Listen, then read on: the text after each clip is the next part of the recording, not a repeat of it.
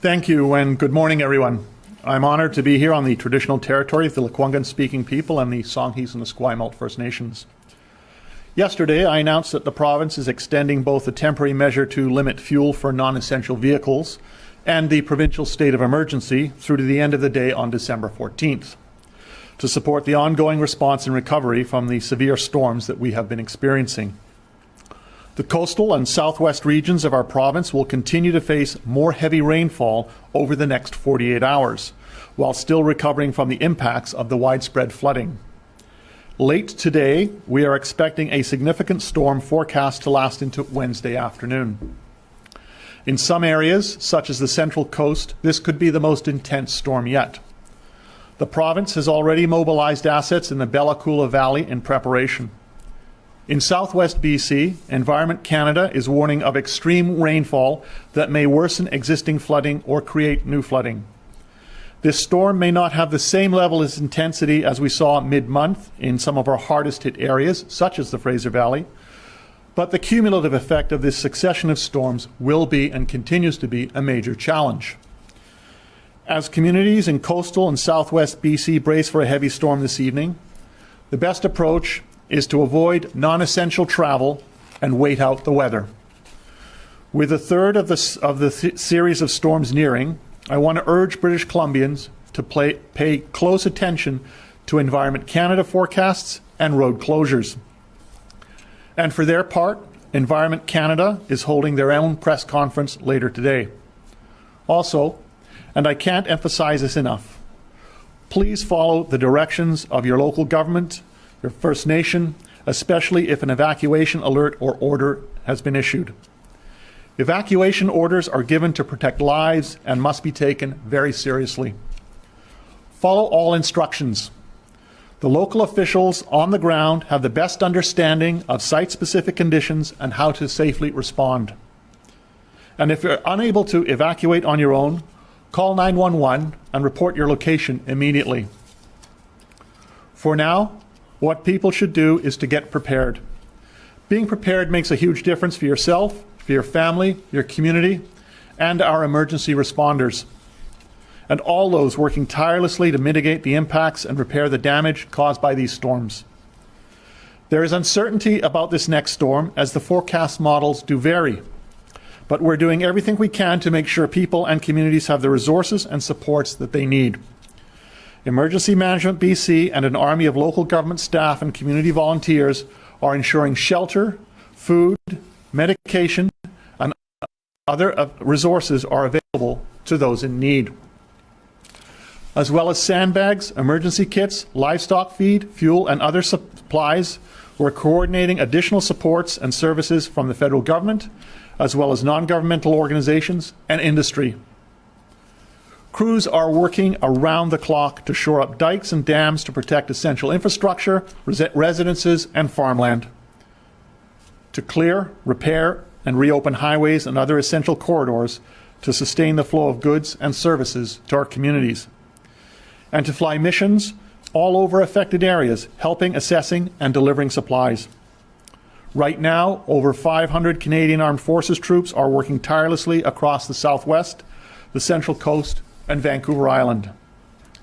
They are sandbagging, moving tiger dams, and other equipment, transporting residents to their homes to retrieve important belongings and winterize their properties, and moving health personnel between Chilliwack and Abbotsford so that people can continue to get the health services that they need.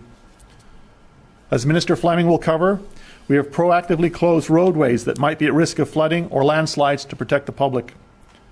That said, we've also been able to safely reopen some of our highways due to the tireless and collected efforts of our crews, our road crews, the Canadian Armed Forces, and many, many others. We aren't in the clear yet, and this recovery will take time, but we'll get there by working together and supporting each other. And now I'll turn it over to Minister Fleming. Thank you.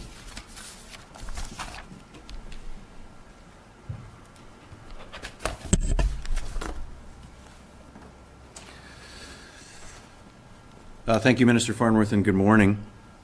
Following the latest storm event, our highways have generally operated well. We continue to monitor the incoming weather. Yesterday, we reopened highways 3 and 99 after they were cleaned up and confirmed to be safe for travel. They had, of course, been preemptively closed on Saturday in advance of the last storm. Both of these routes continue to fall under the travel essential traffic only. And since reopening, traffic has generally flowed well on both highways. However, given current forecasts, we're going to have to close Highway 99 once again between Pemberton and Lillooet. That will happen at 4 p.m. today. Drivers should expect some delays as all traffic will be using Highway 3 and Highway 7 in that corridor to move in and out of the region, as Highway 1 remains closed in 2 locations, between Chilliwack and Abbotsford and east of Chilliwack between Popcombe and Hope. I do remind drivers that these routes are not up to the same condition before the first storm arrived 2 weeks ago. Some commercial truck drivers may not be familiar with these routes, and we are asking everyone to please slow down, please be patient, and accept that it will take longer and drive according to current conditions. We all truly appreciate the hard work and dedication of so many people who've worked so hard to keep our highways and trade routes functioning during this unprecedented time. I would like to acknowledge and thank the general public as well for their patience and understanding. Highway 1 is the single most important artery in the Lower Mainland, and when it's closed for an extended period, I know that it's difficult and very challenging for people. The same goes for Highway 7, which is restricted to essential traffic, and I know this is challenging for people who have to go to work or school or have appointments that they have scheduled. I want to assure you that the Ministry of Transportation does not make these decisions lightly. In some cases, it is for safety reasons, as is currently the case with Highway 1. In other cases, it's to maintain the supply chain in our province and for essential reasons, as is the case for Highway 7. We're in the midst of an extraordinary situation that requires an extraordinary response. We will open up Highway 1 as soon as it's safe to do so. In the meantime, I want to thank people for their continued patience and understanding. And I ask employers to continue to be as flexible as you can with your employees over these next few days as we get through this storm event and deal with it. Remember, this is for the short term. We will get through this. With the brunt of the next weather system moving in, the Ministry of Transportation and Infrastructure is ready. We're monitoring conditions across the province, including the mid and south coast, the interior, and the north part of Vancouver Island. Crews and equipment are ready to be deployed in all of those regions as needed. In preparation for the rain forecasted to impact Highway 20 and the Bella Coola Valley, a travel advisory is now in place to warn motorists of conditions on Highway 20. We're staging maintenance crews and avalanche teams along the corridor to respond quickly to changing conditions, and we will continue to advise the public through Drive BC and specific travel advisories. If it's not necessary for you to be driving in the Bella Coola area now, please stay off the roads. Safety remains our key consideration, and if required, we will preemptively close more highways again, as we have done with Highway 99 beginning at 4 p.m. this afternoon. With the ground already extremely saturated and heavy rains expected, proactive closures may be needed to ensure the safety of the traveling public. We don't take these decisions lightly again, but the current conditions are not typical, and we need to keep everyone's safety at the forefront. We'll certainly provide as much notice as possible if this is required.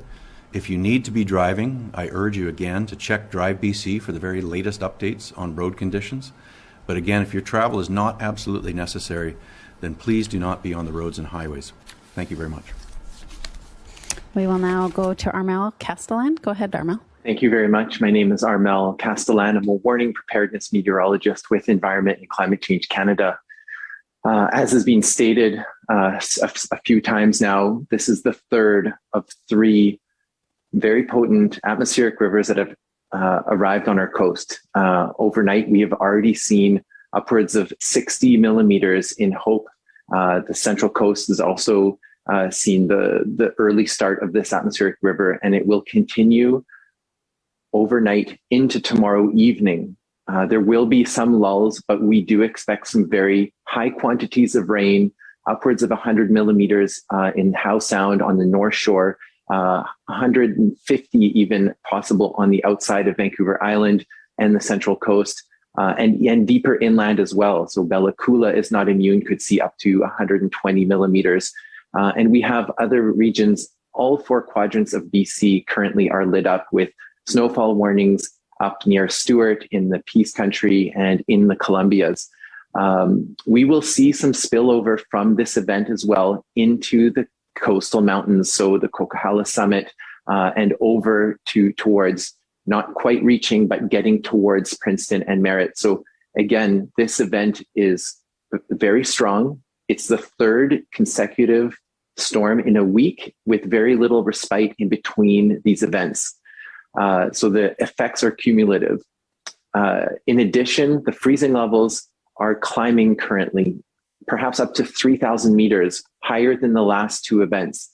So snow melt is also a component of this event and will add to the storm totals of rain into the rivers and creeks. And we urge everybody to follow the forecast, listen to the warnings, listen to the authorities for all recommendations for people's safety and for the safety of our first responders on the ground. We do have a break coming Thursday morning. We should be mostly done the precipitation. Friday as well will be essentially dry. We do have a smaller system coming up the coast and will affect the south coast late on Friday into Saturday morning. The quantity of rain is not expected to be copious as has been seen, but we could see certainly a small jump in precipitation for Saturday primarily.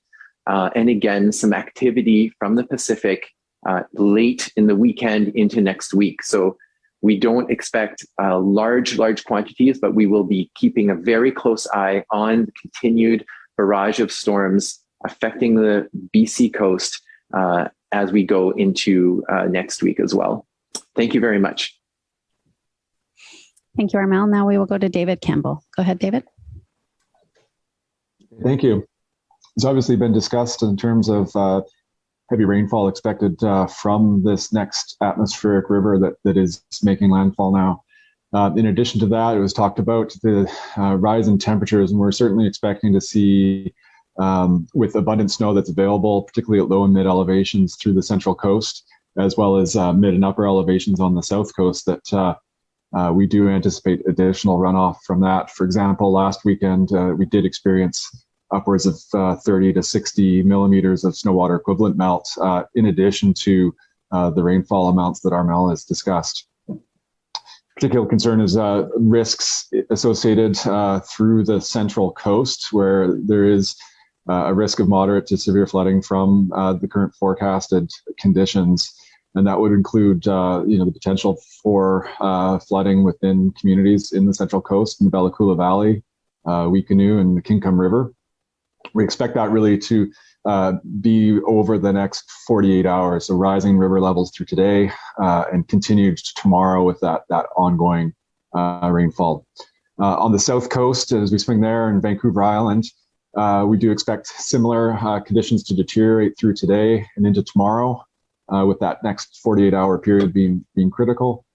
At this point, it's very similar in terms of forecast to what was experienced this past weekend in the last few days in terms of conditions. But again, given that cumulative impact and storm after storm, we do expect that that could be exacerbating the vulnerabilities, and we could see deterioration of conditions that on rivers that we've seen already, or the creation of new flooding issues throughout the South Coast region. And that would really include everywhere from the lower mainland, the Fraser Valley, up into the Fraser Canyon, as well as Howe Sound, the Sea to Sky Country, and up into Whistler and Pemberton. As ARMEL discussed, rainfall is expected that could have that spill over into the interior drainages. And so again, looking at those risks from ongoing vulnerabilities in the Merritt, Princeton, Lower Nicola region, as well as Spias Creek. As we look to the Fraser Valley and the Sumas River conditions in the Nooksack, we do expect that could be another area to see high flows over tomorrow, the period today into tomorrow. And at the moment, we've dropped down about 4 feet or so from conditions that were experienced over the weekend. So we've got a little bit of room, but are expecting with this rainfall to push that back up as we go into tomorrow. So there is risk late tomorrow of seeing another overtopping event in the Nooksack River. We're certainly watching the forecasts coming out of the Northwest River Forecast Center closely. The National Weather Service in the U.S. has issued a flood watch for Whatcom County, including the Nooksack River. And again, it looking like the forecast right now for similar conditions and risk of overspill that we saw on the weekend. So currently, we have flood watches in effect for the Central Coast, Vancouver Island, South Coast, Fraser Valley, Fraser Canyon, and into the interior watersheds on the Coldwater, Lower Nicola, and Tulameen. The River Forecast Center is actively monitoring this weather as it comes through and the conditions on rivers, and we will upgrade or issue flood warnings if conditions warrant. Thank you. That concludes the update from the River Forecast Center. Thank you.